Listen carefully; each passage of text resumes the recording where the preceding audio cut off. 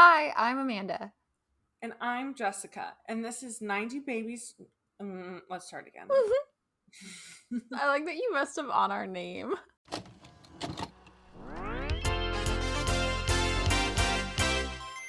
Get home from school, turn on my TV. Who are these friends staring right back at me? Now that we're older, why don't you come over and go back in time with me? 90s babies nostalgia.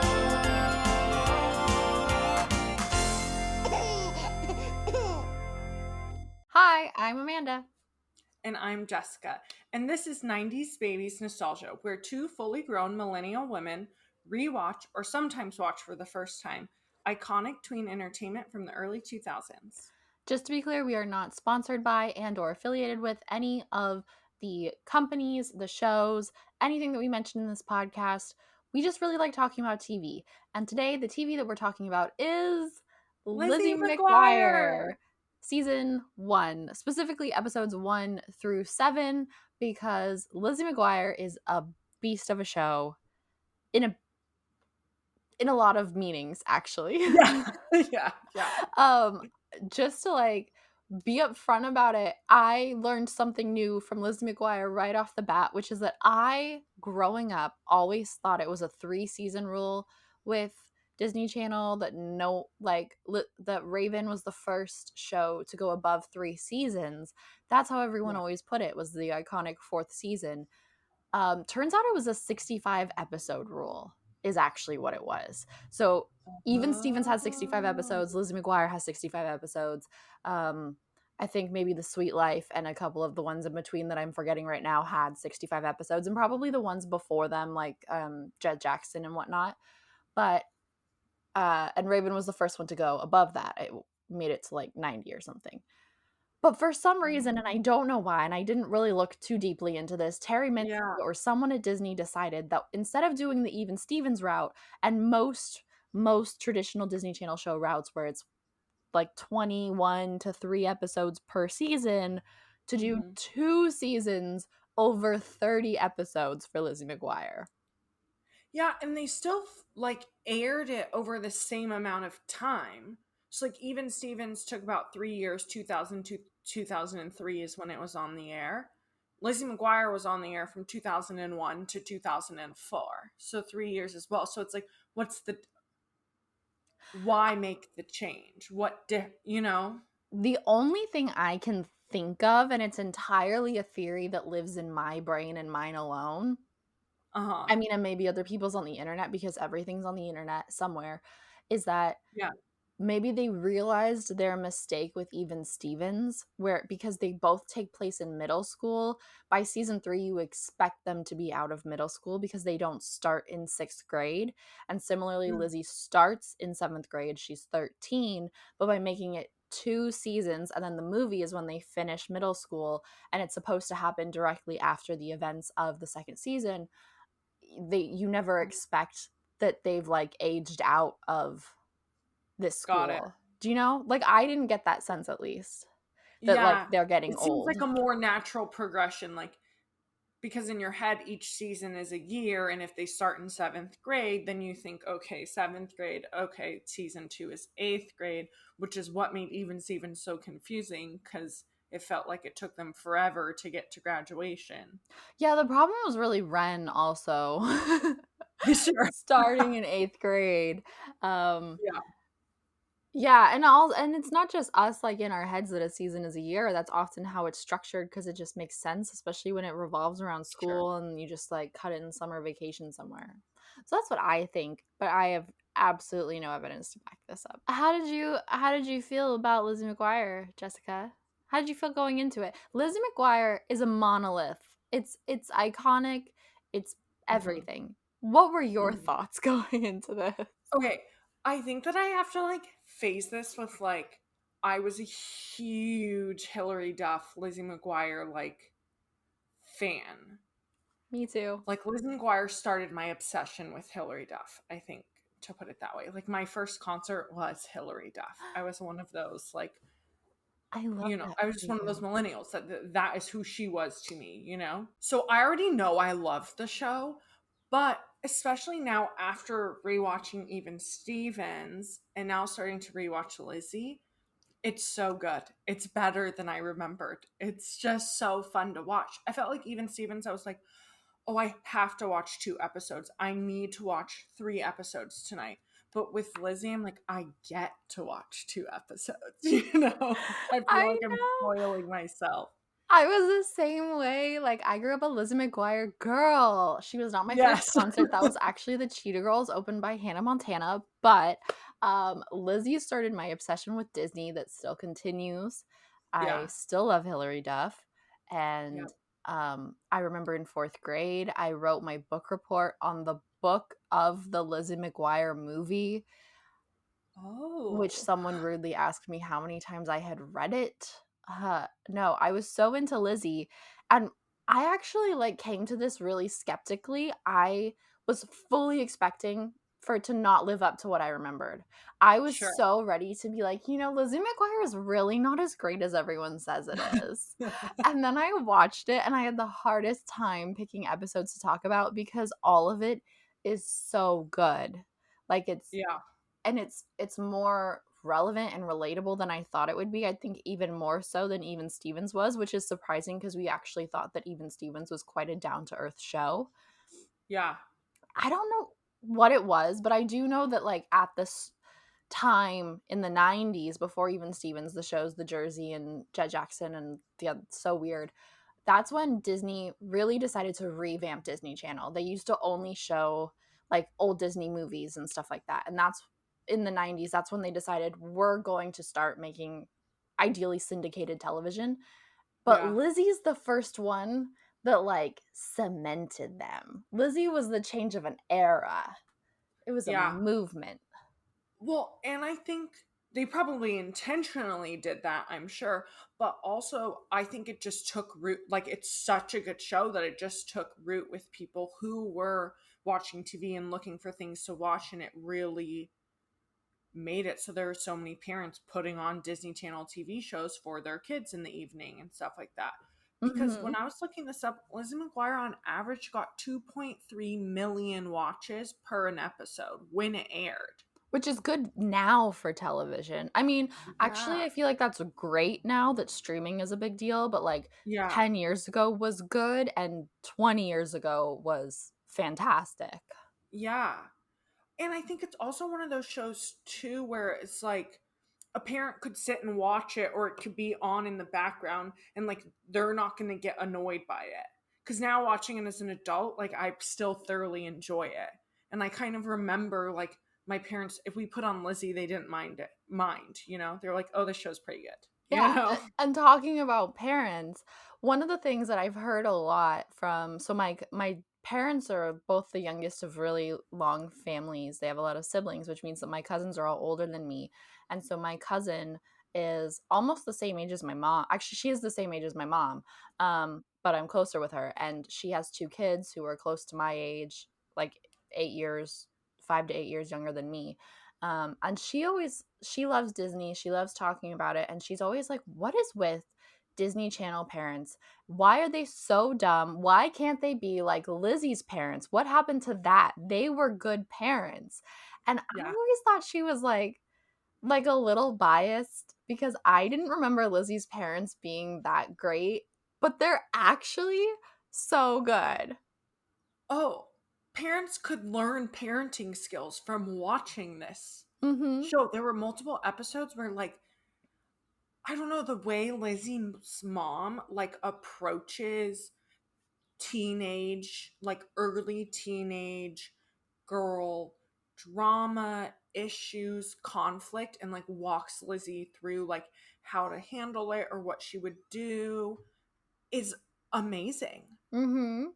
Even the dad, who is on the goofier side, is Yeah. still a good parent, and the two Yeah. parenting styles, like, complement each other well, where if one of Yeah. them can't fix it, the other one usually can, but they never, Mhm. like, invade their children's space, you know? Nope. They give them the room to figure out what they need to do. They give them nudges, they occasionally reprimand them, but for the most part they're just very like supportive parents trying to help steer their kids through the Yeah, craziness I of would say adolescence. Yeah, I would say the only like, and I wouldn't even consider it necessarily a negative, but like I definitely think they maybe get involved too much, which adds to the story, right? Like Mm-hmm. that's a lot of the big plot points is Lizzie's mom maybe overstepping and getting slightly too involved in her life, but I think that also shows like how much they care about their kids. And then the show continues by like it always comes with a conclusion of like Lizzie's mom being like, okay, maybe I overstepped there and I Mm-hmm. shouldn't have done this. Um, Yeah, and that's realistic to parents. yep, yep. Yeah, mine I don't overstepped. think we're going to see better parents. I think that they'll win for best Disney I parents. think we're peaking here because the Even Stevens parents were already pretty good, Yep. and this is even better. Mhm. Do we want to get into who exactly this cast of characters is in the setting? Yeah, I was going to say we can start with setting because that's super quick and easy to touch on. Is we're in Los Angeles, um, which makes more sense. Do they ever mention where they are? They're at North Hills Junior High, but I don't know if they tell you where. But do they ever mention that they're in Los Angeles? Because I got the impression that they were in Los Angeles from the various things going on, but I don't recall them ever actually I saying. don't think they mention it, but when I looked it up, that wasn't wrong. Because I wrote LA-ish on our doc, Yeah. right? Because Yeah. there's like things being filmed nearby and like modeling stuff, and so it Yeah. makes And her sense. dad's involved in the entertainment industry somehow. It's questionable how, but he's, Okay. because he gets like tickets for things and stuff. So Yeah. clearly he works somewhere where he can, he has some sort of entertainment connections. So I guess we don't know if it's LA. We're saying it's LA until someone tells us otherwise, or we start watching season 2 and we learn it's elsewhere. And they're in Phoenix, Arizona. Yeah. So cast of characters, we have obviously The titular. our main star, Lizzie McGuire. Mm-hmm. She's just your average white girl. She's not popular. She's She's just run of the mill. I do think that she personally feels that she doesn't fit into any bracket, and she speaks about that a lot. Even though we Mhm. see her as average, I think she sometimes views herself as a little bit of an outcast. But does that make her even more average? Because I mean, I'd argue, yes. I had the same exact adolescence as Lizzie McGuire. I mean, give or take a lot of the parenting and life lessons and the best friends. I grew up just a very average, like sure. middle class white girl who felt like she didn't really fit in anywhere and didn't know what her thing was. Yeah. Yeah, I guess it probably does run in line with average. That's probably why it was such a big success too, is that so many people could relate to her. Totally. So Lizzie is played by, of course, we've already mentioned Hilary Duff, who was 14 when the first season was filmed. Hilary Duff's from Houston, Texas, which I did not know, found that interesting. Um, it was really her mom that got her and her younger sister Haley into acting, singing, and ballet. When Hillary was 6, they chose to move to California. So it was the mom and the daughters moved to California, and dad stayed back in Texas because he owned convenience stores. So he stayed there to run the convenience stores while they moved to LA. Her breakout role was in 1998 when she starred in Casper Meets Wendy. I always thought she did that before or after Lizzie. No, that makes No. sense because she gets old after Lizzie. Wow, Yeah. I always thought she did it like the same year as the first season of Lizzie. Yeah, I think I knew that it was before. That was her first thing, but I thought it was like 2000, then Lizzie came 2001. I didn't realize it was 3 years prior that she did Mm-hmm. that. But it makes sense because if you watch it, she's very young. Yes. um Then she had small minor TV roles before she then booked Lizzie, which really is seen as her true breakout TV role in 2001. And then what followed after that was obviously she starred in Cadet Kelly, which came out in 2002. And then she started her music career also in the 2002 with Santa Claus Lane, which was her like Christmas album, was her first album that she put out. I always forgot that was her first one. I know, I was thinking it was Metamorphosis, but that came out in 2003. But that's what we all remember. Because it was her metamorphosis, or Yeah. whatever this is. Yeah. Yeah, and truly a star is born, and Disney pumps her for whatever they can with the DCOM and the music career, because let's be real, this is the start of the tween Disney icons, and all of them had singing careers, and Yeah. almost all of them were signed to which label? Hollywood Records, owned by Disney. So, Yep. and Yeah, she's our start of that true like Disney star, where they only bring them on if they are going to be able to do concert tours and do TV and do basically everything. And I didn't mention it there, but she's also an author too. She's written a few books, and then most recently she wrote a children's book. I didn't even know that. Yeah. Next, we have Matt. Yeah, like even Stevens, Ren's little brother is a pain in the ass. So is Lizzie's little brother Matt, who is 10. He's never up to any good. I wrote not a single good because he's always just trying to get into whatever trouble he can, especially when it comes to tormenting his sister. Unlike with Even Stevens, they're not co-leads. This is Lizzie's show, hence it's named after her. But Matt is pretty prevalent throughout the series. Yeah, he always has a storyline every episode, I feel. But I think the difference is where we noted Even Stevens that Ren and Lewis's storylines were pretty even split each episode, 50-50. Lizzie is definitely the main character, and then you just have a tiny little side plot each episode happening with Matt. Yeah. Matt was played by Jake Thomas, who was 11 at the time of filming. He was born in Tennessee. His mom was a TV producer and his dad was a radio personality. He really is best known for his role in Lizzie McGuire.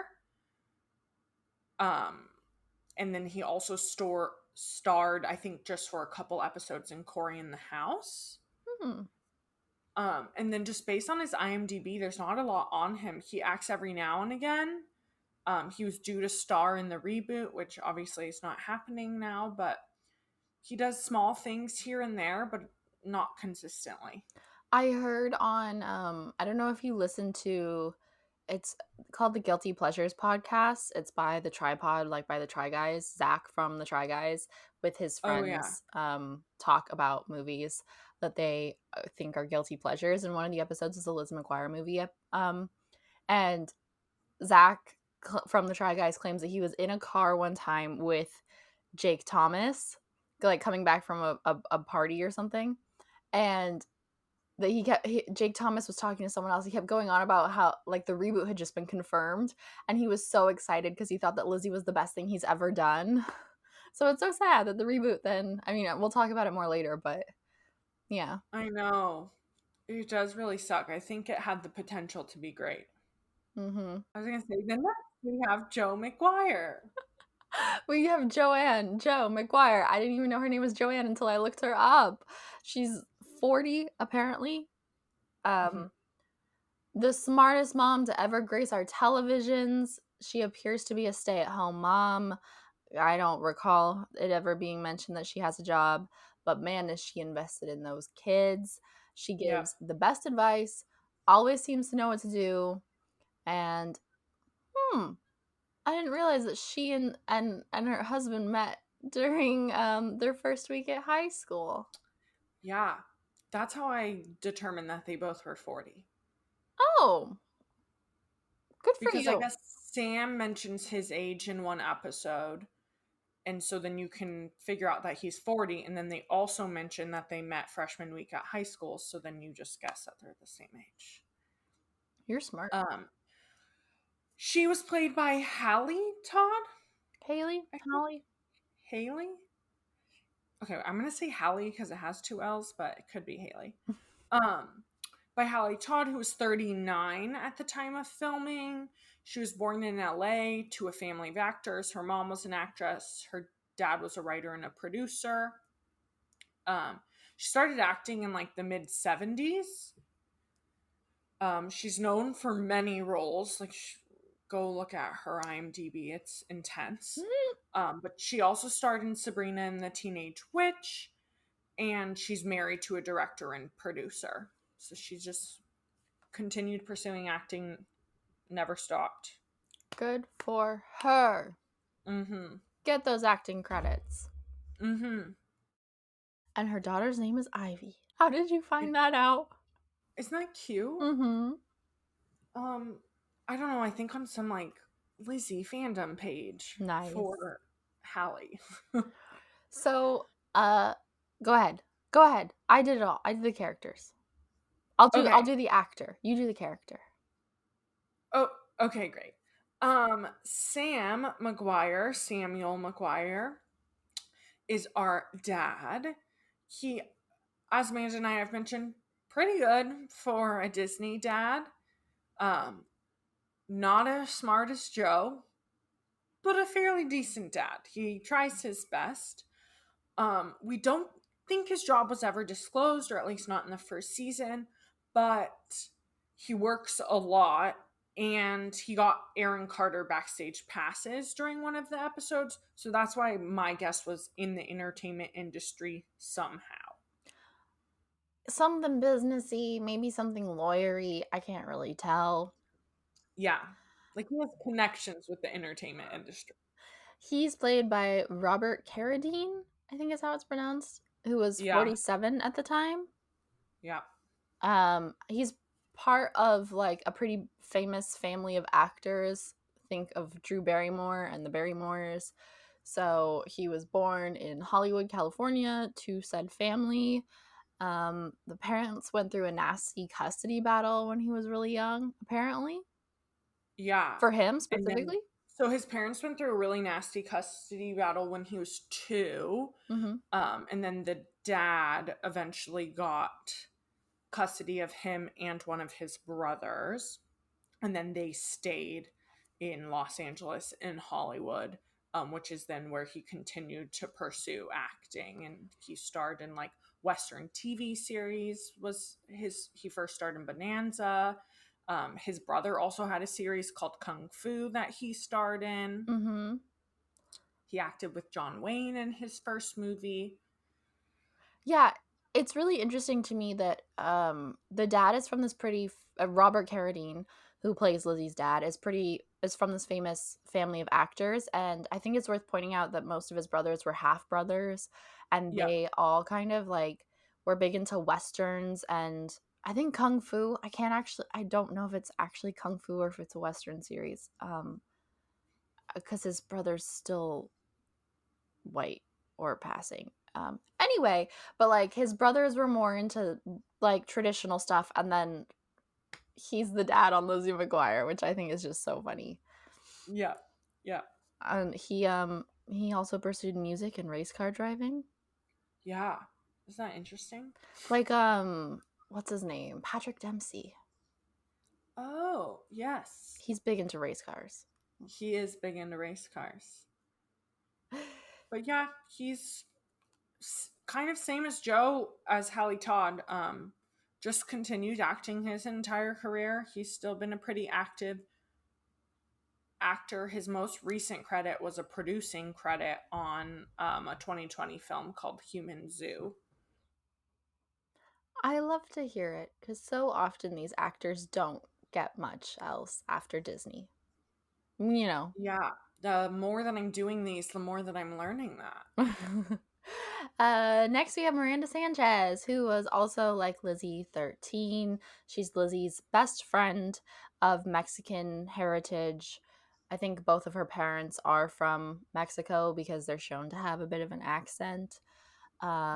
She is equally obsessed with Ethan Kraft as Lizzie is, who we will get into a little bit later. Yep. And just typical teenage girl things like Lizzie. She's a little more a little bolder. I wrote that she has more gumption. You know, Yep. she's willing to do the things that Lizzie's a little afraid to do. Yes. She definitely is more confrontational. She is a little bit more like, She's sassier. She's bolder. yeah. She's confident. Yes, definitely confident. Miranda Sanchez is played by Lelaine, who was 14 at the time of filming. She was born in Burbank, got started actually doing Broadway, and then toured in Les Mis on off-Broadway touring. She made her film debut in 99 in Borderline, and then also starred in the 99 remake of Annie, which she's fairly well known for. And then she got Lizzie McGuire, which is what she is most well known for, is Lizzie McGuire. But in May of 2002, she left Lizzie to work on You Wish, which is her which was another DCOM, Disney. with AJ Troth, who played Yes. Twitty and even Stevens. Yes. And to pursue music. So I'm sure we'll get to this in season 2, but in the last 6 episodes of season 2 of Lizzie McGuire, as well as the movie, there is no Miranda. And it's because she left to work on these other projects. And then when they were filming and working on the movie, she was actually on a concert tour with Radio Disney. Mm-hmm. She also was charged with possession of methamphetamines in 2007 and went to rehab, and hasn't done a whole lot since. I know I saw she was on Christie's Kitchen Throwback, and they both talked a little bit about their sobriety and, like, I don't know, finding a little more peace. I also definitely have words to be said about her missing the movie in the last 6 episodes, but that's for the 4th Lizzie episode. Yeah. But yeah. I think it's worth pointing out that even though Miranda is Mexican, Lelaine is Filipino. Yes. So, Disney. Mm-hmm. Their other best friend, who has been actually best friends with Lizzie longer than Miranda, is Gordo, David Gordon, known as Gordo. He's also 13. They've known each other since they were in kindergarten. His first name is David? Yeah. Oh, I don't think I knew that. Okay. Oh, if you don't, you will in the next batch of episodes you watch. Okay, sounds good. But yeah, his name is David Gordon, and I don't know why Gordo is his nickname, because usually you call someone by their first name or a nickname from it. But that's whatever. That's up to them. Yeah. He's Gordo. That's more interesting to the rest of us. He is Jewish, part of, I guess, I don't know if this is a documented trend. I just feel like it was a thing in this time period where we got to learn about bar mitzvahs and Hanukkah that we don't necessarily get as much anymore. Yeah. Do you think they pulled it from the actors that they hired to play these roles, though? That's the question. Did they pull it from the actors, or did they cast for the role? Oh, yeah. Yeah. Could be either way. Gordo is super smart. He's a brainiac, and he gets kind of like hyper focused on specific topics sometimes, which I find really interesting. Like, he gets really into counterculture things for an episode or two, and most of all, he hates the idea of caring what other people think about, because they had to find a way that he would offset Miranda and Lizzie, who were just obsessed with what everyone else is doing in school. Yep. So tell me about Adam Lamberg. Adam Lamberg, not to be confused with Adam Lambert, two very different people. Wait, so we had this conversation, right? Or did it? No, never mind. Sorry, continue. Okay, we have not had that conversation yet. Adam Lamberg was 17 at the time of filming, which I found interesting because if you look at Gordo in that first season, he does not look like he was 17. This poor kid looks 13. Yep. His life as a 17-year-old must have been ass, because he was on Disney Channel as a 13-year-old. Yeah. I feel like he probably had a rough, early 20s too. Yeah. So he's from New York City. He never really thought of acting until he booked his first commercial at age 7. It was for American Express. And then that's kind of what got him into the acting world. He's really just known for his role as Gordo. Yeah. He was going to join the reboot. And previously to joining the reboot, he was working at the Irish Art Center in Manhattan. And I hope he still is or has another job because the reboot's not happening. Also, Correct. who thinks about acting before the age of 7 anyway? But Sure. because I'm sure that was instantly Lizzie, you. What? Hillary moved when she was 6 to Hollywood. Okay. So we had to make the note about Adam Lambert because I swear to God, I always get this confused. I always think Adam Lambert is Adam Lambert, but really Adam Lambert is the American Idol contestant. But then in my mind, when I'm saying Adam Lambert, I'm picturing Adam Brody from the OC, who has the similar curly hair as Adam Lambert. And is it? Yes. Do you think that it's like? Did you know all these Adams are Jewish? So I did know Adam Lambert and Adam Brody were Jewish. I did not know Adam Lambert was Jewish. Yeah, because Adam Brody and Adam Lambert both play Jewish characters in their shows. But anyway, too many Adams to keep track of. Next character, Kate Sanders. She's 13 years old. She's Miranda and Lizzie's former best friend. And boy, is that the spinoff that I really wanted to see. She's currently the popular girl. We don't really know how she became popular other than she got boobs. Yeah. And that she will kind of not necessarily use people, but sort of manipulate them to stay popular. I also think that she'll throw people under the bus for her gain. Yes. Which is that using people?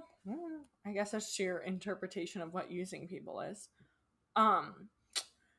Kate is played by Ashley Brillout, is how I'm gonna say it, who was 14 at the time of filming, which I found fascinating because I was fully convinced when watching the show that she was going to be way older than Hillary or Lelaine, and to find out that she was the same age, I was really surprised. I'm not surprised.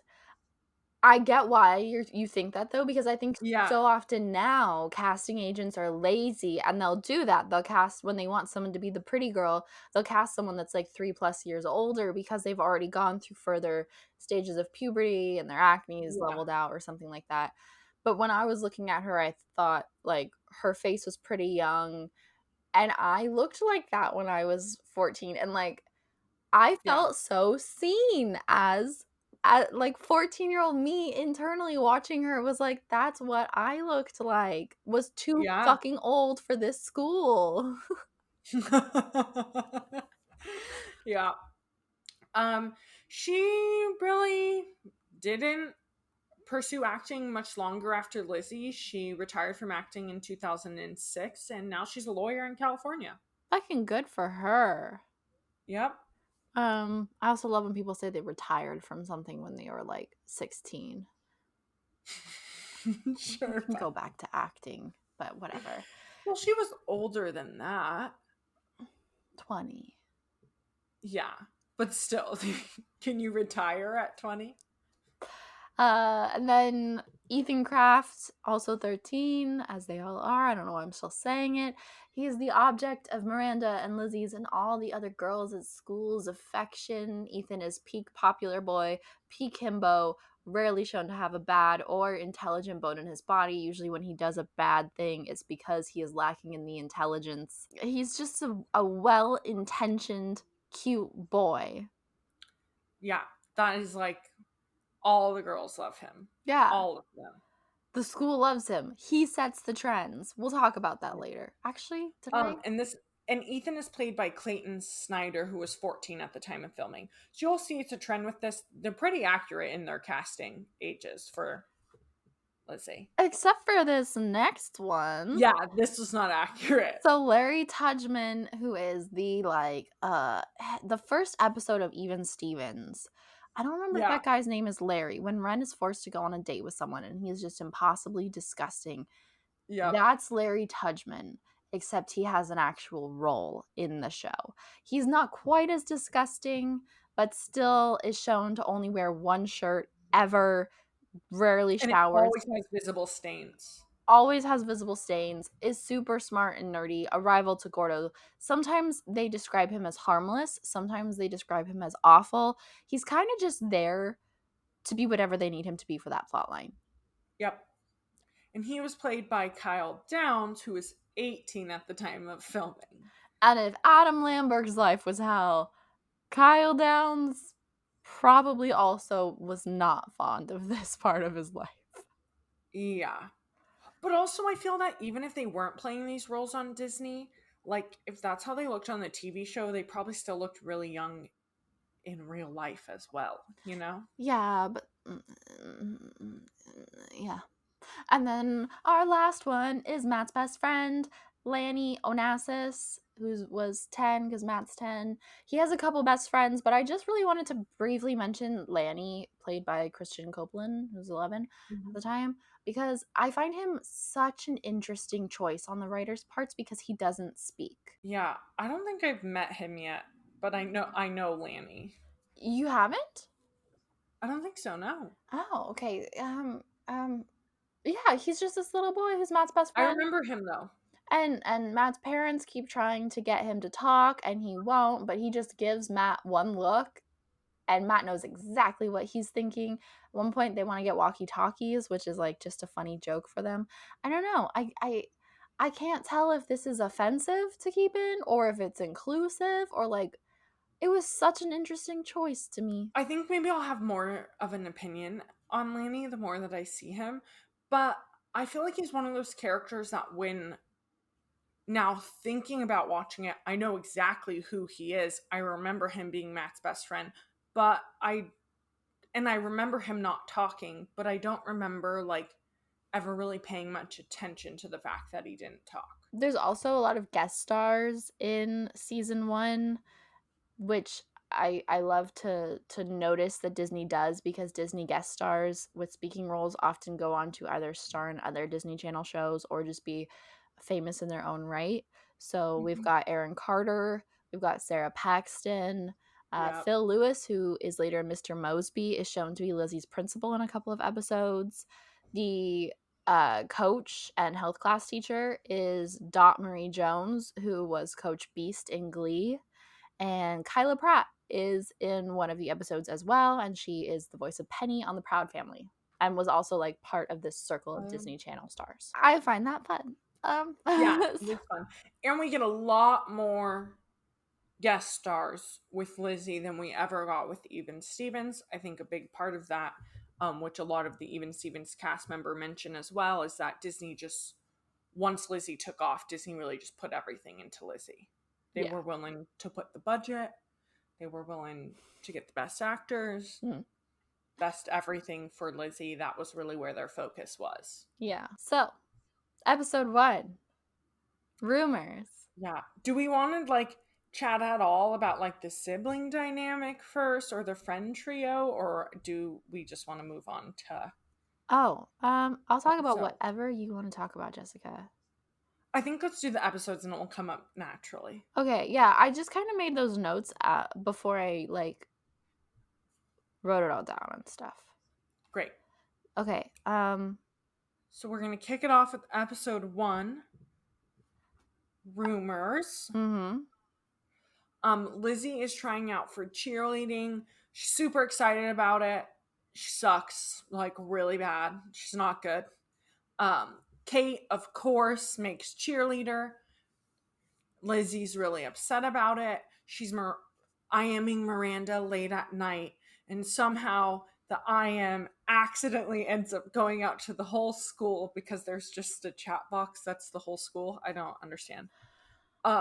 Goes out to the whole school, and it is an IM that says that Kate stuffs her bra.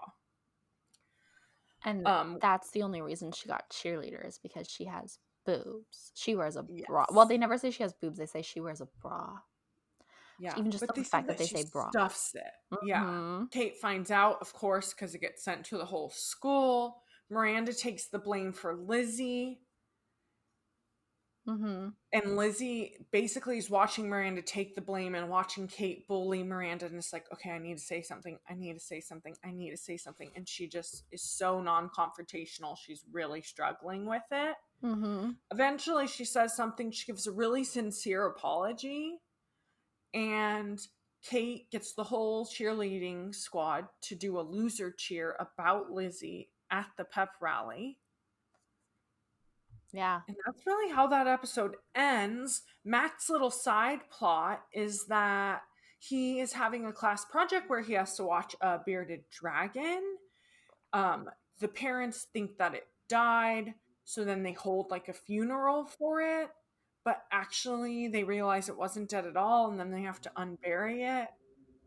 I couldn't tell if they actually thought that or not, or if that was just an excuse because they're like, "Oh, it goes into hibernation.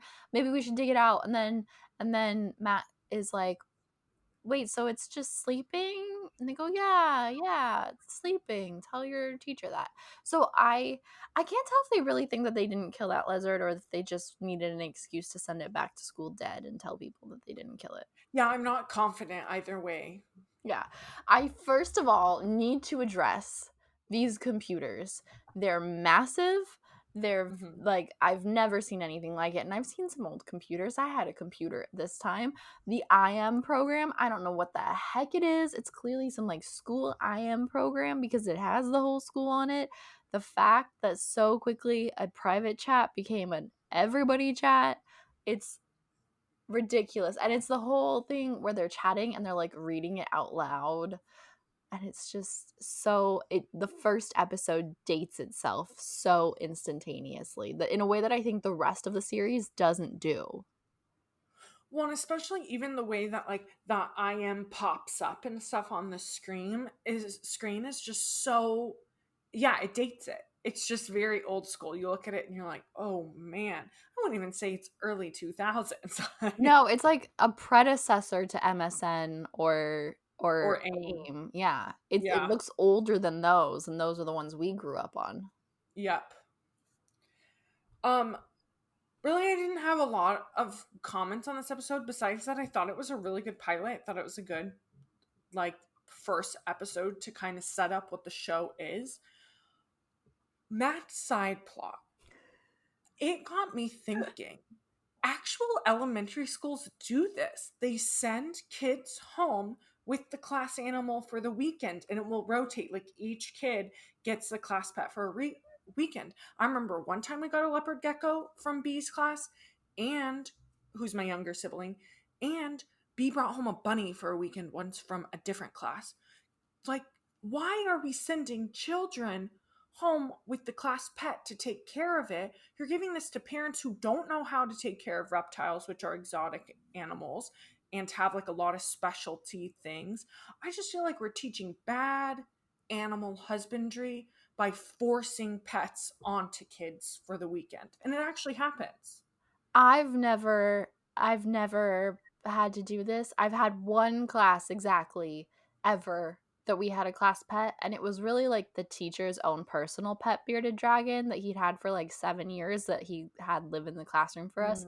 He sometimes put it out in the grass so we could like watch it play around. We never got to take it home. The whole point of it is definitely to teach responsibility, but there could definitely be some PETA and animal cruelty arguments against it because of how many of them probably died from being sent home with people who didn't know. But in all fairness, Matt's teacher does send them home with a thick ass binder about how to take care of it. Yeah, because parents who are working and still is a stay-at-home mom, that's still her job. She's busy. She has things to do. They don't have time to sit down and read through a whole binder for something they're going to have for 2 days for a pet they never chose to have. Mm-hmm. I don't know. It really got me thinking of those times that we got sent. Because I remember when we had the bunny, all of us were like, what the fuck? What do we do with the bunny? None of us like bunnies. My only other note on this episode is that I think that, like you said, it's a good pilot. It sets up the series well because immediately the plot line is they messed up and Lizzie is too scared to deal with the consequences, so Miranda steps up for her. So we're automatically setting up Miranda as the Yes. the bolder, the braver version of the two of them. And Yes. then they briefly mention, I think, Kate's former best friendness to them, former relationship to them, and they do the whole stuffing the bra thing, which is bolder than I thought they would go. I was surprised at how many times the word bra is said in this show for a Yeah. Disney Channel show. Yeah, I think it just sets up the characters pretty well, you know? I agree. All of them too, because they do give the parents a good amount of screen time in this episode as well. So Mm-hmm. And the sets up next, the like Joe's relationship with Lizzie too, because when Lizzie is dealing with having to like, how do I confront someone? I'm so scared of confrontation. I don't know how to do this. And Joe steps in and gives Lizzie really great advice. So I think that it really sets up their relationship really well. that's true. There's a conversation where Lizzie's looking for advice, and Joe never pushes her to tell her exactly what's going on. She never Nope. insists on knowing the situation. She just kind of helps steer her to do the right thing. Mm-hmm. And that's really what we learn about Lizzie in this episode, is that she always does the right thing. Yep. Then we have episode 2, which is Picture Day. Mm-hmm. So in Picture Day, Lizzie is trying to figure out what to wear for Picture Day, and her parents are forcing her to wear this ugly sweater that Gammy McGuire, gave her for Christmas. It's red, it has ruffles and a giant unicorn on it. It's cute if you're 6. Miranda and Kate show up to school in the same exact outfit, not as Lizzie, but as each other on. And Yeah, not as uh throughout the day, Lizzie is like asking everyone for outfit choices and like asking them if she can use their clothes. And there's this really great line where someone's like, "Oh yeah, I heard you were asking people for their clothes. That's really weird." Or that's really creepy. Like this girl just fucking calls her out at the lunch table. But Yep. then Gordo like comes through and he has like 5 really cool shirts from the drama department in his locker for her, hanging up too. So Lizzie gets to change into a nice white blouse. But of course, because Kate and Miranda are wearing the same outfit, they're trying to like sabotage each other. Well, mostly Kate's trying to sabotage Miranda. Miranda's like, whatever. Sucks to not be an original because clearly I'm wearing it better. And Yep. this leads to a giant bucket of green paint being directed at Miranda, and Lizzie throws herself in front of it during art class, getting herself just covered in green paint. And meanwhile, while all of this is happening, Matt is pretending, oh right, he pretends to be Yeah, this is sick. episode. Huh?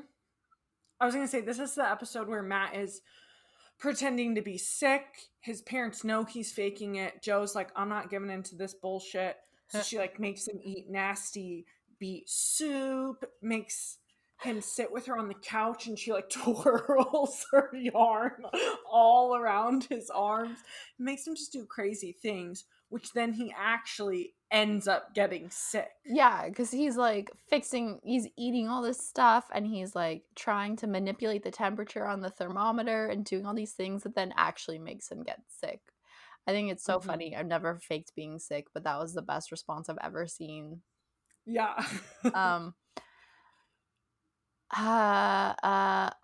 I forgot to wrap up Lizzie's plotline because she gets green paint all over herself. She wears No, she holds up the Gammy McGuire sweater in front of her. She doesn't actually wear it. I don't know why. She just like holds She it up doesn't. She like, yeah. in her picture.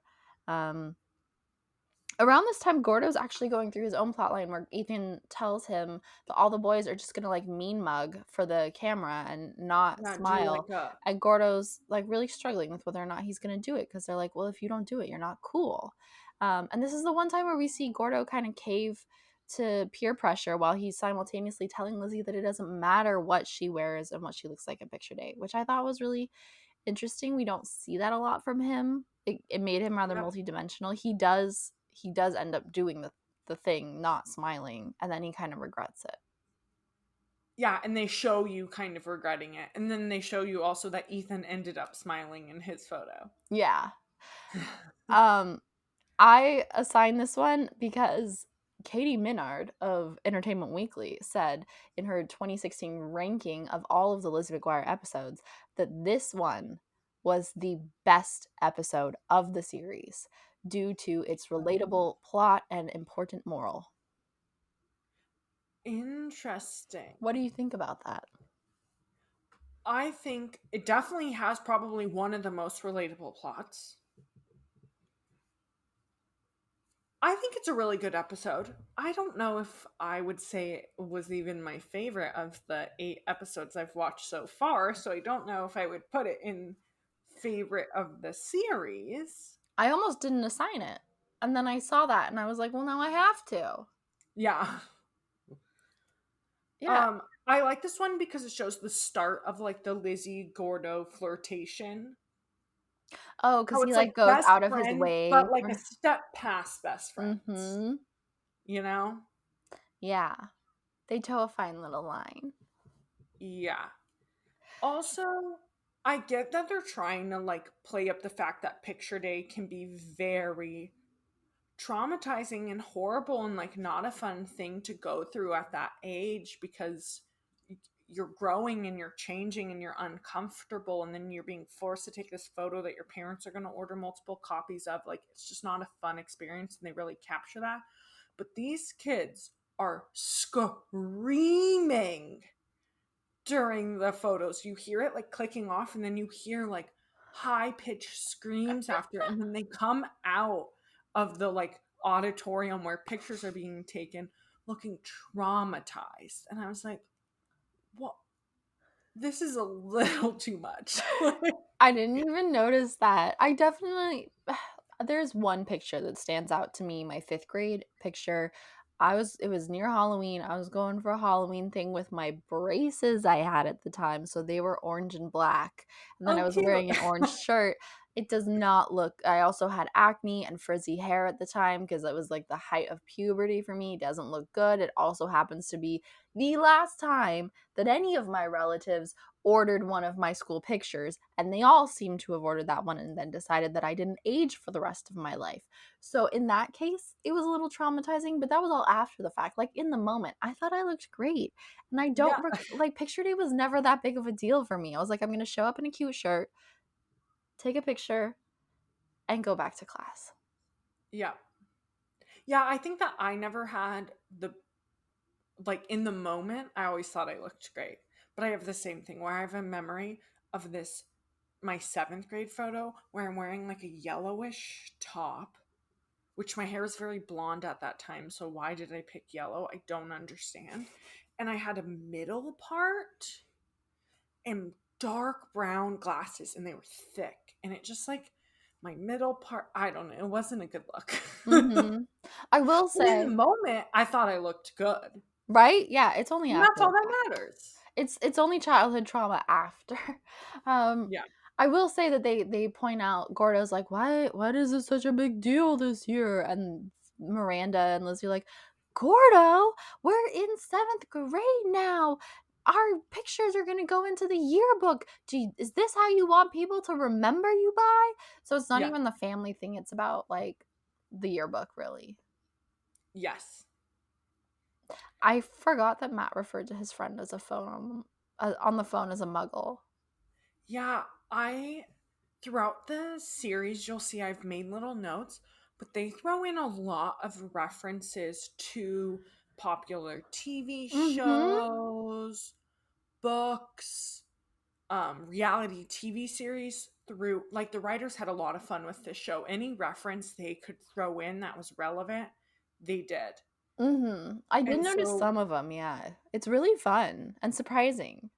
It is surprising because Harry Potter and the Sorcerer's Stone came out in 2001. The So movie, the book had been out for a few the years. movie had came out. Yes, the book had been out for a while. The movie had come out in 2001. So I feel like it was a very timely reference for them to throw it in there. And I'm guessing when this was filmed, the movie wasn't even out yet. So clearly the writers were just On readers their who children's also list. loved yeah. Yeah. I mostly find it surprising because Disney generally references other Disney things. Like I'm watching High School Musical, the musical, the series right now, season 2, Mhm. and they have this little heart to heart with the drama teacher, and she talks about auditioning for a Broadway show, and of course it's Frozen. It can't be any other show. It has to be a Disney show, you know? So it's kind of like, oh, Disney didn't really care about promoting their stuff all the time yet. No, we're not quite there. I think if not in Raven, we'll get there with like Hannah. Hannah or Sweet Life. Yeah. So, Next episode? yeah. This is a fun episode. This is one of my favorites. Go ahead. Yeah, me too. It's so good. Episode 3, When Moms Attack. Lizzie's mom ends up chaperoning Lizzie's like camping field trip with school at the last moment. Mm-hmm. Lizzie obviously is not very happy about this. The boys and girls are split into groups to go like identify the most number of like plants and animals, Mm-hmm. and then whoever loses has to dig up earthworms. The boys sabotage the girls by like hiding and then running in and attacking them with water guns. So then the girls lose and have to dig up earthworms, and Mrs. McGuire encourages the girls to get back at the boys by TPing their their cabin, and then they go inside and they TP the entire inside. They spray shaving cream, they do it all. And then when the girls get in trouble, she ends up taking the rap and saying she did it all on her own. Also, like, really tiny side plot that's actually probably my least favorite Matt plot. I don't know, it's kind of funny. Matt and Sam are left to their own devices and have to cook dinner on their own. So you kind of see them throughout the episode trying to figure out how to make dinner. Mm-hmm. And then they're like gonna make duck, but they don't have duck. So they make it with hamburger meat, which then I was like, why don't you just make hamburgers? Yeah. So then they order a pizza, which also sounds really good right now. This is such a fun episode. I loved it. I did science camp in 5th grade for a Mhm. week. We went to Walden West. You probably did too, because that's like the Yeah. Bay Area science camp where everyone goes for a week at some Yep. point. Yep. Yeah. Were you a counselor or was that just Nikki? Nikki was a counselor for Walden West. I was a summer camp kid. Mm. I was very familiar with summer camp as well. And I went to Walden West. But for summer camp, I did Camp Campbell, which also is a popular science camp in the Bay Area, too. If you didn't go to Walden West, you went to Camp Campbell. Mm. And I was a counselor for them for their summer camp, but never for the science camp. Nice. I have fond memories of science camp, but also it was a week, whereas this was just a night, which I thought was weird. I agree. I don't know, the whole situation's a little weird, but ultimately what I got from it is that their mom is super cool. Yeah. Like, And I liked that you watched Lizzie struggling with the fact that, like, everything that her mom did, she found annoying and irritating and embarrassing because, hello, it's her mom. Of course you're going to. But mhm. all the girls loved Jo. And you could tell her struggling with, oh my God, why does everyone love her when I'm just sitting here being embarrassed by her this entire time? Yeah, and so like if anyone listening has any like ideas about rewatching Lizzie McGuire, I very much recommend you to do it because like we're not even going to talk about all the episodes. I know so far we've done the first 3 in a row and we will go through the first chunk of them because they're so important, but like when we read the synopsis, it's already pretty long and we're giving you all the plot points, but within all of this is a lot of growth and internal turmoil every time. Like with this, Lizzie is embarrassed that her mom is going to be the chaperone, and then she's embarrassed at like everything that her mom does when she reminds her to bring toilet paper, and when she like makes up a little chant for them because they're I don't even remember what it was. And Kate makes fun of her for it, or like blames her mom for getting them into trouble. But Miranda keeps making the point of, your mom is being super cool, Lizzie. And Yeah. you should, like, if this were anyone else's mom, this probably wouldn't have happened. And she did so much to like make a fun experience for us and took the blame. Um, and so like after a while, Lizzie comes to appreciate her mom and apologizes to her. And so yeah, there's just so many like fun moments of growth and like genuine kind of teenage angst plot lines, you Yeah. know?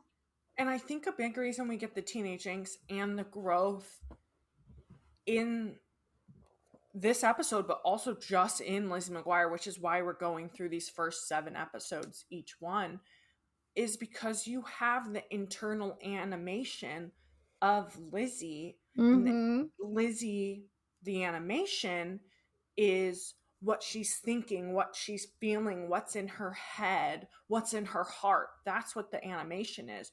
So you get to see all sides of Lizzie. You see the way she interacts with her mom, the way she interacts with her peers and her friends, but also you get to see how she's internalizing it and how she's processing all of it, which you don't normally get with a TV series.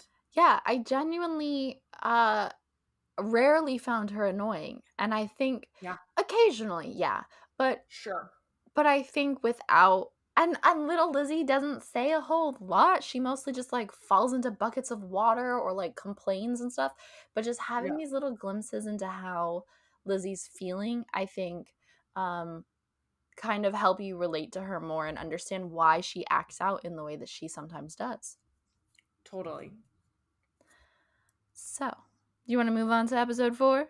Yes, we have episode 4, Pool Party.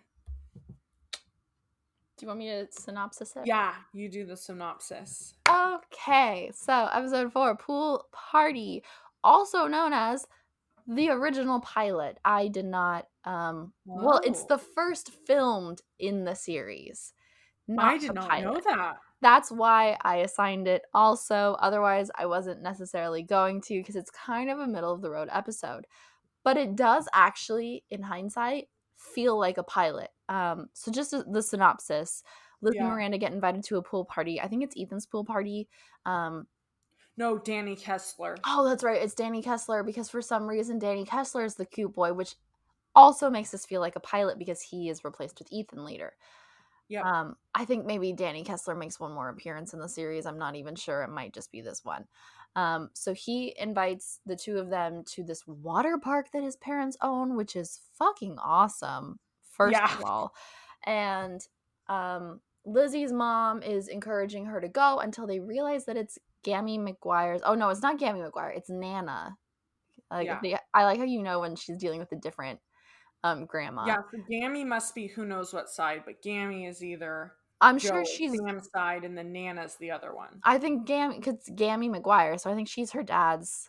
Oh, and Nana must be Her mom's side. Yeah. So it's Nana's birthday on the same day, so they basically, guilt Lizzie into making the right decision and not going to the water park. And she's upset that Miranda's still going to go to the party, and she is like Yes. hanging out with Kate because Miranda's mom does nails, and so she wants to get her nails done and various No, henna. It's henna. henna. That's right. Her mom does henna, which is a weird Mhm. fact. And but it's really like a tables turning moment on Lizzie, because everything that she's mad at Miranda for doing, and she's expressing this frustration to Gordo as Miranda's hanging out with Kate and the other girls, is exactly what she and Miranda had just been doing to Gordo before, when Lizzie thought that she could go, because Gordo was not Wasn't invited, and that invited. never made them pause and think if they should go or not. So, and he kind of, like, he doesn't even say it up front. He just kind of briefly mentions it, and that's when Lizzie realizes that she's kind of being a brat. Yep. So instead, I think she gets out of going to. Oh yeah, So do you want go Nana ahead? ends up like calling or something, and she's going to Vegas with her friends. Mm-hmm. So then they're not actually having like any sort of birthday gathering. So then Lizzie is able to go to the pool party. Yeah, but instead, because she realizes what she's done to Gordo, and that he calls her his best friend, which is Yeah. cute. Cute. The two of them end up tie-dyeing in the backyard. Again, one of the rare moments in which they really date the series, but you can tie-dye still, it's just not as popular. It's very, very popular in 2020, like last year. I like the activity of tie-dyeing. Even as a kid, I did not like wearing tie-dye. Oh. But I anyway, think the camp like kid at my core just loves tie-dye. I like to make it. I did it as a childhood activity, but controversial opinion. Anyway, I love that. So I didn't tell you that this was the first episode shot, and then one of your notes is that you felt like it was shot and produced in a different way. Yeah. Because that's why I said this episode felt very different. It didn't fit in with the others. Mm-hmm. And I was like, huh, this is curious. But I never even thought to think, like, oh, it's maybe because it was filmed before all the rest of the others until, they worked out the kinks with this episode and decided what direction they truly wanted to go with the rest of the season and the rest of the series. So it does feel like a pilot in that way. Mm-hmm. But it's a very cute episode. Yeah, it's very wholesome. It's very wholesome. You get Gordo and Lizzie's friendship, and it kind of really builds that up and firms that up for you. Yeah, because I think Lizzie is reminded, which therefore shows the audience, of the fact that even though in the show Miranda is often her best friend, and I think they kind of emphasize how teenage girls often need a girl best friend, to Gordo, Lizzie is his best friend. Yep. Yeah, and I like that he like makes that clear to her, but in a very cute teenage way where like he doesn't straight up say you're my best friend. She I think she's saying something like, He implies how could she call herself my best friend if she's still going blah blah blah blah blah, and he says something about his best friend, and she's like, who's that? Yeah. I think it's also, we did not do Miranda justice. She doesn't go to the party. She everyone like something happens with Kate. I don't know what, but anyway, there's just like no fun, and she ends up showing up has in an Lizzie's allergic backyard. reaction to the henna or something. Right, and they're blaming Miranda, and so instead she comes. I don't know why she hangs out with Lizzie. She comes to Lizzie's house, even though she's surprised that Lizzie's there. Yes. Maybe they called or something. I don't know. And Gordo does leave them. He's like, is this a girl moment? And they're like, yeah. But so, friends all around, guys. Friendship. Yep. Episode 5. I've got Rhythmic. This episode, Lizzie gets a B, and she just really is saying, like, I just want to excel at something. I just want to find something that I'm good at. And she finds it. And it's rhythmic gymnastics. Mm-hmm. Which is not cool. And she knows it's not cool, but she's like, you know what? I found what I'm good at. I'm going to try to pursue it. So she trains with the coach for the rhythmic gymnastics competition. Kate, of course, is upset that Lizzie is good at something that she's not good at. So she flirts with Larry to pull a prank on Lizzie during her performance, but then Gordo saves the day and tosses her a ribbon so she can continue going during her performance. She ends up... Yeah, she gets first place, right? Yeah. Lizzie gets first place, but then she decides she hates rhythm gymnastics, and it really comes down to, like, is it worth doing something that I don't like doing just because I'm good at it? Yeah. I really, really liked the moral of this episode. I thought that I actually mostly assigned it because, fun fact, Hilary Duff was a gymnast also, in addition to doing 12 other things that she did as a child actress. She had Mm, done gymnastics before this show, got which it. I kind of feel like they just knew that and shoehorned this in, because what middle schooler is doing rhythmic gymnastics and having competitions? But I really, really liked the question of, is it important to be good at something, or is it important to like it? Yeah. Because I definitely, as a kid, I felt like I was good at a lot of things, but I wasn't great at anything. And I didn't know what my thing was, and that's how I measured it. And I didn't think about what I enjoyed doing. Yeah. I think that I was very lucky in which one of like my parents' biggest things is they didn't force me or my younger sibling to do anything that we didn't want to do. They would only sign us up for activities in which we asked to participate in. And I remember I signed up for tennis camp once, and at the end of tennis camp, the instructor pulled my parents away and were like, Jess has natural talent. Like, I think she would really benefit from small group or one-on-one lessons if this is something of interest. And my parents pulled me aside and were like, is this something you're interested in? And I was like, I hate tennis. And they're like, great, then don't do it. Like, um so I think that I kind of grew up with parents who really enforced, like, it doesn't matter if you're good at it, if you like it, you should just be doing that. But I don't think that is a lot of child's experiences. I think a lot Mm-hmm. of children are forced into playing the piano or doing a sport that later in life they're like, why did I spend 8 years doing something that it was for my parents' good, but I didn't really like it?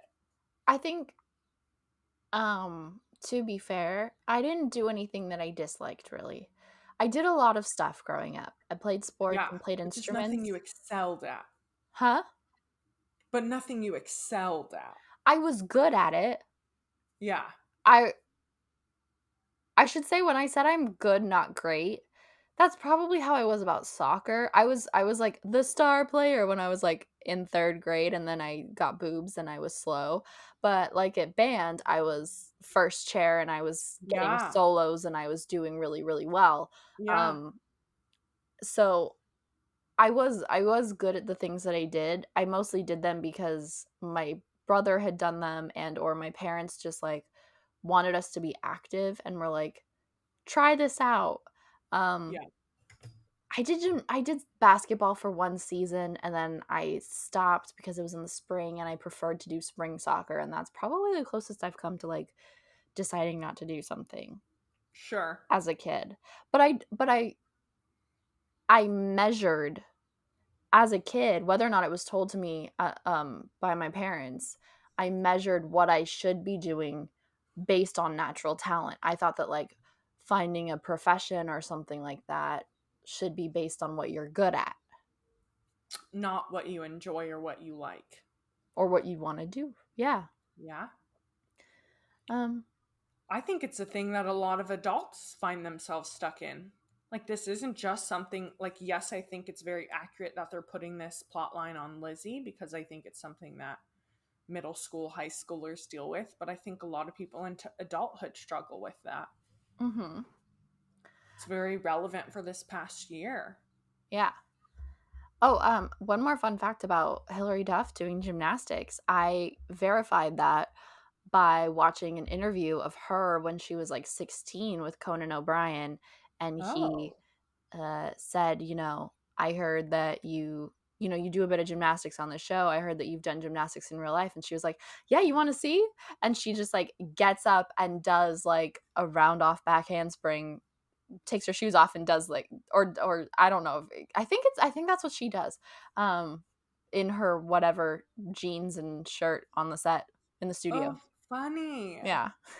I think it also makes sense because you think then she went on to star in Cadet Kelly, where they were like tossing the Yeah, so that's really why I had to look it up, because when this happened, I was like, this is way too much of a coincidence that Hilary Duff has had to twirl this many batons on screen. Yeah. Like, are you telling me all these ribbons are just because like what was in the water at Disney at this time? Yeah. And then yeah, turns out it was like a thing that she did. So that's Fun. cool. Yeah, it is really cool, actually. I did also want to know another reference that the writers threw into this episode, which I thought was really cute, is they threw in a reality TV reference, a Survivor reference. So I think it's Lizzie's animation, I'm pretty sure, who says this, but at one point she goes, I wish they'd vote me off this island. And I was like, oh my God, Survivor. Which is much more for the parents. Yeah. I don't know. Survivor was a family show in my household. We sat down and watched it every single week. I only had one more thing to say, and then Yeah. we can move on because you talked a lot about this episode. Because I just love the lesson of it, but It's a good lesson. related to the lesson, there's also, can you like something if other people are Don't making like it bad or whatever, are making you not want to like it? Because I wasn't convinced at the end of this that Lizzie hates rhythmic gymnastics. I was convinced that she knew that everyone else thought it was the dweebiest thing in the world, and that's why she didn't want to do it. I guess I left the episode thinking that it wasn't something she really enjoyed. Mm-hmm. Because you could see her in bed, snoozing her alarm, not wanting to get up to practice, not really enjoying herself with the coach. So I really took it away as it wasn't something she loved doing. She loved being good at it, Mm-hmm. but she didn't love it. But I definitely think other people's perception of rhythmic gymnastics had an influence on her not liking it. That's fair. She definitely didn't like the physical training. Okay. No. That's enough of episode 5. Moving on to episode 6, Jack of all trades, which is related, I think, in lessons. Yeah. Do you want to do the summary, or do you want me to do it? Yeah, I can do the summary. Okay. So the trio and by the trio I'm referring to Lizzie, Gordo, and Miranda. They take a career aptitude test at school. They get the results back. Lizzie's going to be a cosmetologist. Miranda's comes back as a Navy SEAL, and Gordo's comes back as a blackjack dealer. Gordo kind of goes into this spiral because he's already upset that he's getting average grades in science while he has A's in the rest of his class, and now he's being told all he's going to amount to is a blackjack dealer.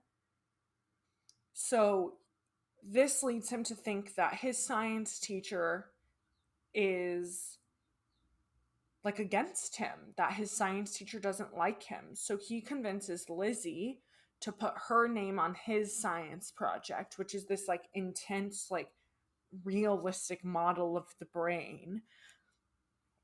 Lizzie gets an A, which causes Gordo to completely go off on Mr. Pettis. And it's like, I knew it, you hate me. It turns out that really Mr. Pettis was just trying to push Gordo to do better and knew that Gordo could give an excellent project and that he would have given a Gordo an A on this brain project had it had his name on it. It wasn't anything to do with it having Lizzie's name. Also, Mr. Pettis kind of teaches Gordo that, like, just because a career aptitude test says something, it's supposed to be a directional thing or tell you skills you possess, not really tell you the job you're supposed to do. Yeah. Also, side plot, which this side plot is one that I remember this episode for the side plot. This is the episode which I'm sure if any of you have watched Lizzie McGuire previously, even if it has been 15, 18 years, you remember this. This is the episode where Matt wants to be called M-Dog. That's so much confidence you had. Because I feel like this is a memorable side plot line. And Joe and Sam just go along with it, but say that they want to be called Mew Mew and Dee Dee, which eventually like reverse psychologies Matt into thinking like, okay, I don't want to call you Dee Dee and Mew Mew. Can you just call me Matt if I can call you Mom and Dad? So they get him out of wanting to be called M-Dog. I want to address the side plot quickly before we get into the regular Yeah. plot.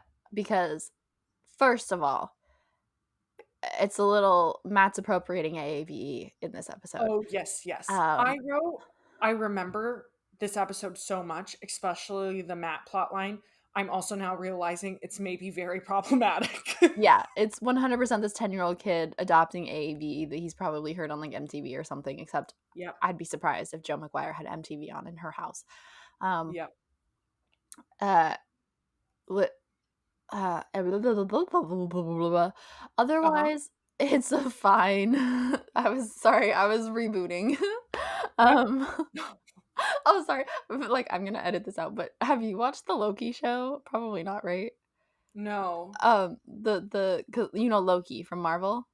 Yes. Yeah, the first episode of his show came out and I watched it last night, and there's this part where he gets asked if he is a robot or part robot, and he goes, "Not to my knowledge. Do many people not know if they're robots?"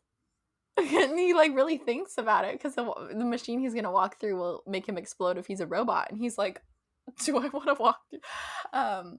Anyway, so yeah, problematic plot line, side plot, but I related to it on some level because when I was in 4th grade, so the reason Matt wants to go by M-Dog is because there's 3 other Matts or 2 other Matts or something in his class, and one of my best friends growing up was also named Amanda. We've known each other since before we were born, before we could remember. Sorry, bleh.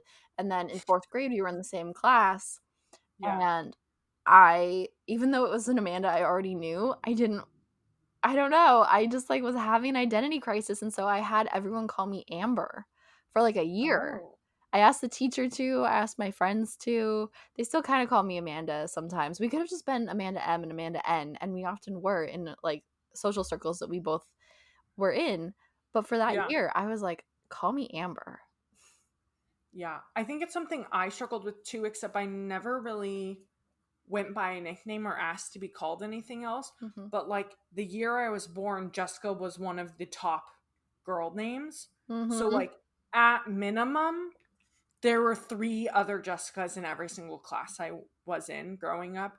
Like at least 2 others, but most of the time there was like 4 to 5 Jessicas, including myself, in each class.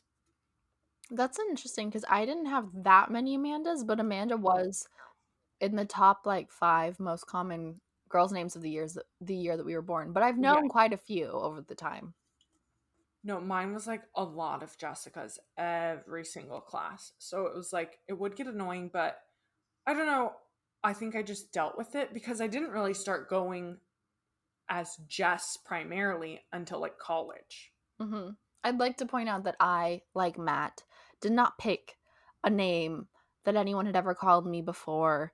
I just decided that I was now Amber. I think I got it from a book that I liked, but no one had ever called me that before. Few people called me that year, and it was quickly ignored.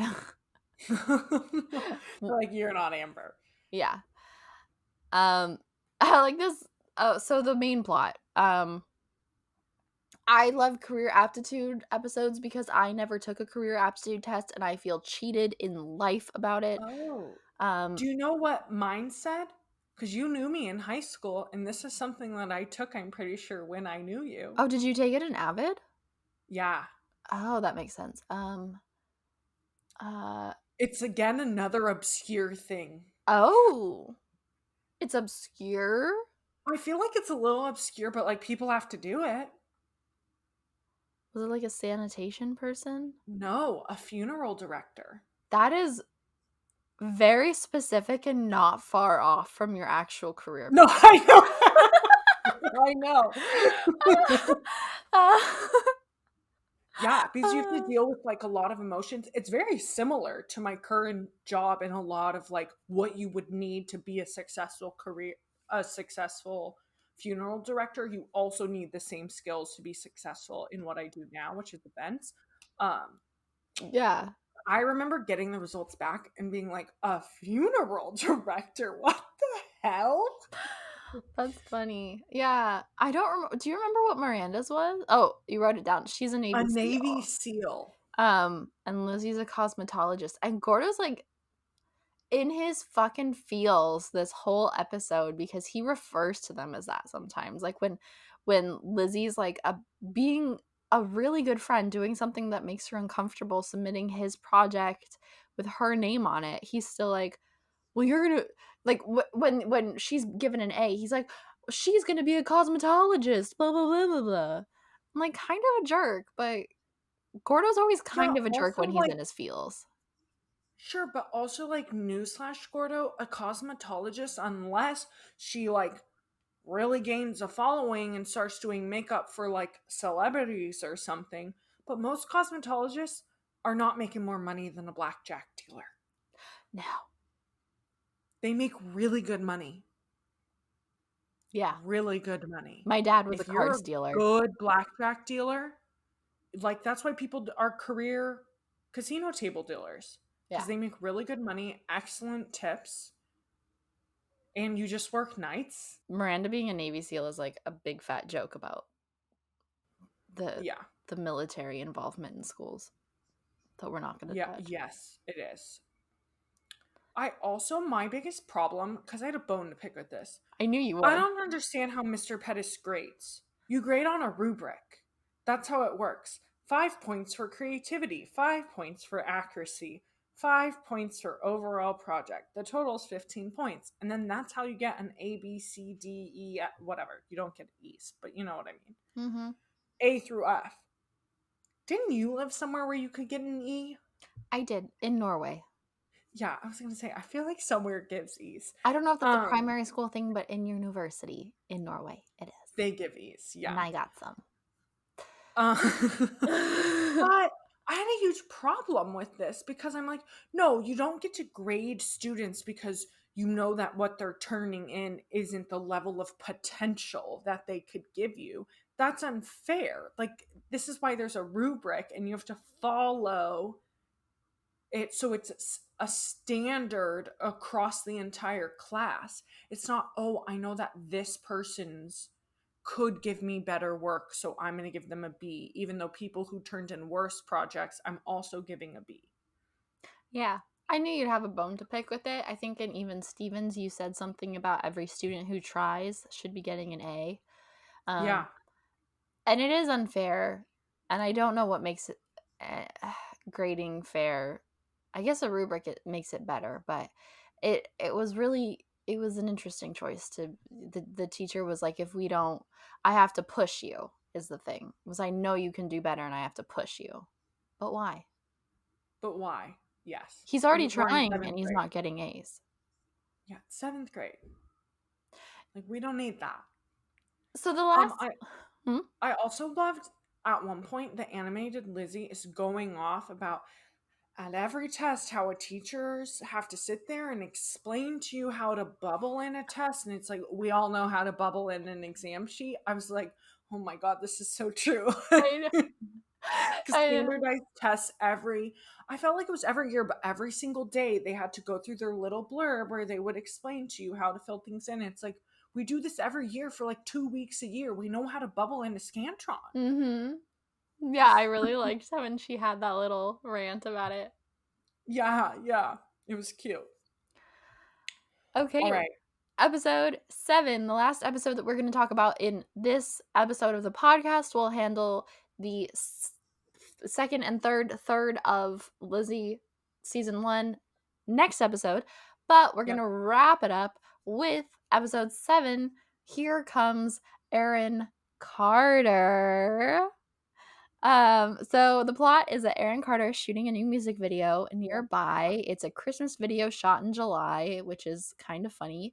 And the trio plus Matt sneak into the shoot where they pretend to be Christmas elves, but they keep getting caught by security. At the same time, Lizzie's dad got tickets or backstage passes from his work, and so he's trying to find the kids. He ends up going to the shoot because Joe's like, I'll send them. They probably went to the mall. I think they tell her they went to the mall or something. I'll send them there when they get home. And then she gets a call from security that that's where they are, and so the whole time they're like trying to avoid their dad and also security and also find Aaron Carter. Matt pretends to be Aaron Carter. Don't know how that happens. Oh. And that allows the others to get in briefly, and then they end up sneaking into Aaron Carter's trailer, and Lizzie like somehow guilt trips one of their managers into letting them talk to Aaron. That's all they need. This is their big wish. And Aaron at this point is not known to be huge. Miranda and Lizzie know who he is. Gordo does not. Yeah. He refers to him as a teenage girl thing. And then the manager is like, only one of you can talk to him. So Miranda graciously steps aside because this is Lizzie's show. It's not called Miranda. Yeah. It's not Miranda Sanchez hour. It's Lizzie McGuire. So she gets to go talk to Aaron Carter, and he kisses her. And then they get invited to be in the video. Uh-huh. It's a wild ride. And I need to say, I knew this episode happened. I thought this was season 2 material. I did not think Aaron Carter was going to come in 7 episodes into this fucking series. Literally, my biggest note was, wait, we got this in the first season? How did Disney think we deserved this so early? That's the thing. Like, Aaron Carter wasn't huge, but he was well enough known that there was drama already from this. This is the genesis of the Hillary-Lindsay feud, and it happened 7 episodes in. She wasn't even a huge star yet. Nope. I know. I was shocked. Because when I saw it on the list and saw that it was titled Aaron Carter, I'm like, oh, they must have an episode where you like learn about their love for Aaron Carter, and then in season 2 is where we get the one with Aaron Carter in it. But I was like, oh my god, this is actually the Aaron Carter episode. Like, I did not realize it came that early. I was shocked. I just want to point out, Aaron Carter was dating Lindsay Lohan, met Hilary Duff on the set of her show, left Lindsay, started dating Hillary. It's the start of a big feud. Hillary and Lindsay known to feud throughout their careers because they were the big it girls, especially with Disney of the time. Both of them much more talented and much better careers than Aaron Carter. And better people. Yeah. Well, I don't know about Lindsay Lohan. I can't vouch for her character, but at least Hilary Duff was a better person than Aaron Carter. I'm going to give it to Lindsay. I'm a fan. If you want to know more, there's a YouTuber called Mila Tequila who does a great deep dive into all of this early 2000s drama, and probably trauma for some people. Yeah, I was going to say probably trauma as well.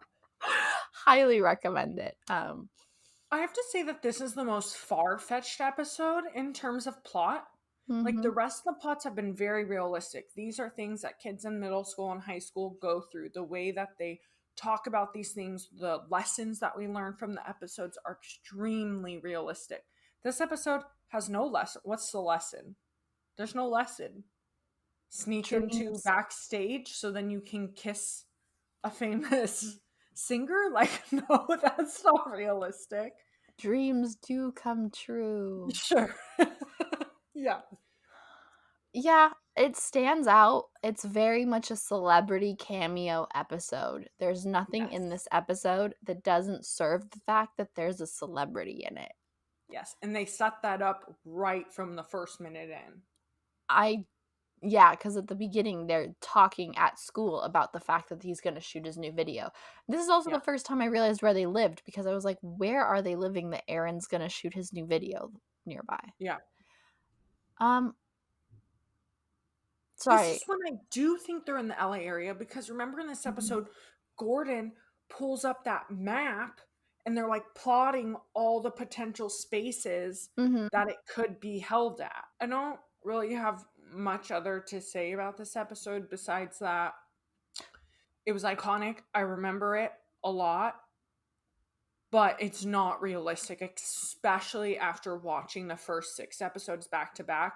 This one kind of just seems, again, like it didn't fit in with the others, but just in terms of you didn't really learn any sort of lesson from this episode. 100%. To me, this episode falls flat. Yep. I remembered it, but it fell flat. I think this is one of the first ones, if not the only one, where I generally don't like pausing TV or movies, or I'll pause to pee, but I'll come back and finish it. This one I was halfway through and I was like, you know what? I want to watch something else. and Yeah. I came back to it another day because Yeah. I was bored. I only had to include it because it's Aaron Carter and it's the genesis of all of that stuff, and it's Yes. the fact that they dated after meeting on this. I remembered what I was gonna say, which is that my peeve is that he's shooting a Christmas video and they didn't even bother to give him a new fucking song. He's Yeah. still singing Candy. I know. So at first I thought, how is this Christmas? And then I was like, well, I guess any song could be Christmas if you want to make it Christmas themed. Maybe if he wanted peppermint. Sure.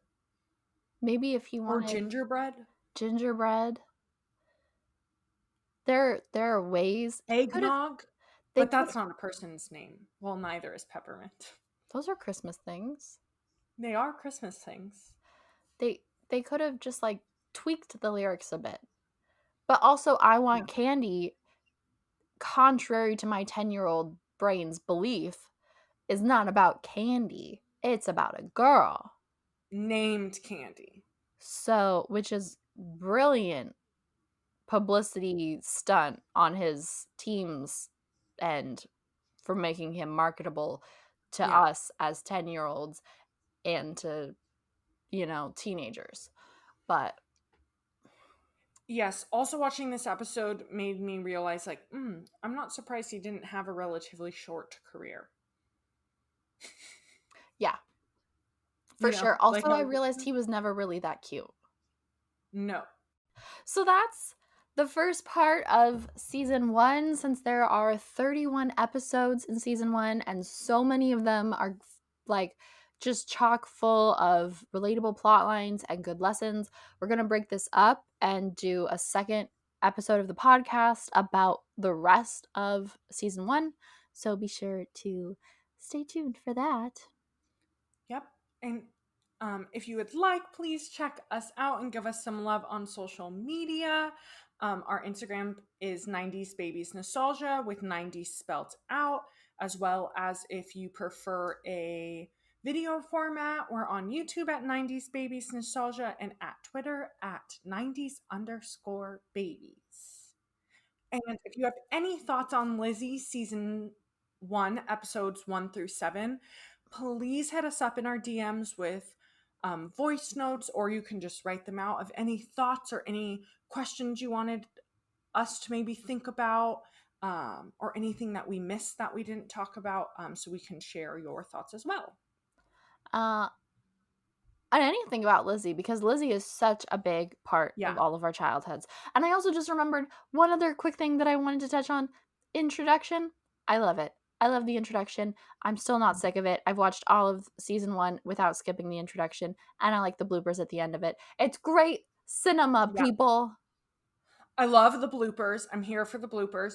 I love the intro song. I always find myself singing along to it. I don't skip it purely for the song.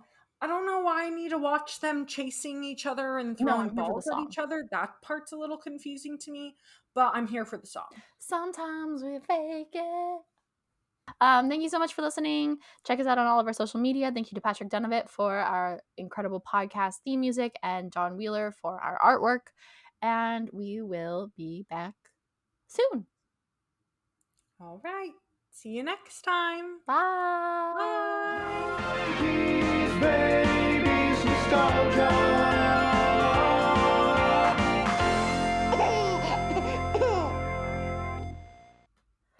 Go team! Go team!